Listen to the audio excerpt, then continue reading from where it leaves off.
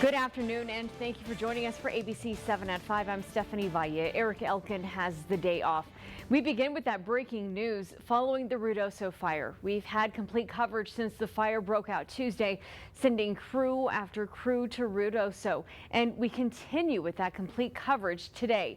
Nate Ryan is in Ruidoso following the recovery efforts, and Doppler Dave is standing by with how the winds are impacting the fire and what firefighters are up against. We'll get to both of them in a moment, but first we want to break down the latest information on the McBride fire. The fire right now is nearly 6,100 acres and at 0% containment. It began on Tuesday afternoon, and the containment level has not changed. We also know more than 200 structures have been brought to or burned down, and 2 people have lost their lives. At 5 p.m., the town of Ruidoso tested its emergency siren system after the power went out. They needed to ensure that the evacuation sirens are back up and running.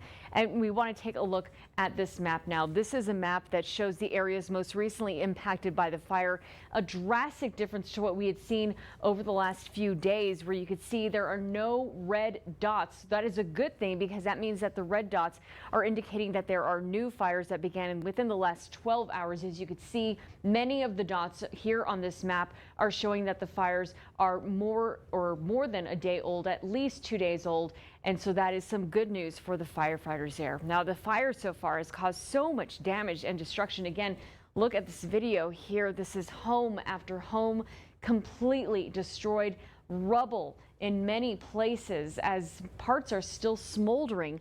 Again, officials say exactly 207 buildings have been burned because of that. The evacuations of thousands of people has been going on now, and many are forced to take refuge in the Ruidoso Convention Center. ABC 7's Nate Ryan is in Ruidoso with how the village is aiding those who lost everything.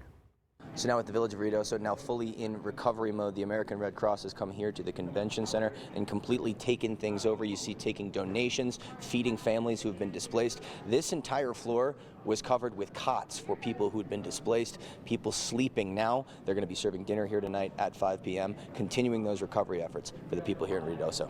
Mayors, other communities, businesses that have just sent truckloads of goods, services. Also, we have a group of churches that are feeding the evacuees because we have over 200 homes that are gone. So those people need housing.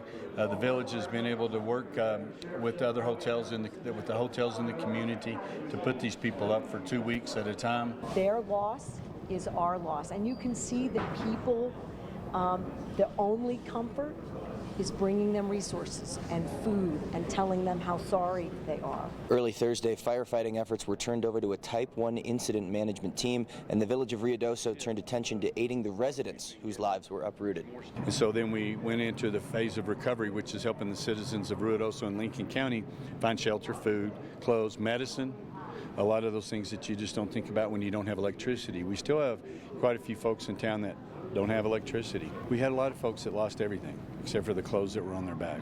And at the state level, you see New Mexico Governor Michelle Lujan Grisham, who's been briefed on all the damage across Lincoln County here. And speaking of that loss of electricity, coming up on ABC 7 at 6, we'll show you real time what some of that damage looks like here in that community. In Ruidoso, Nate Ryan, ABC 7.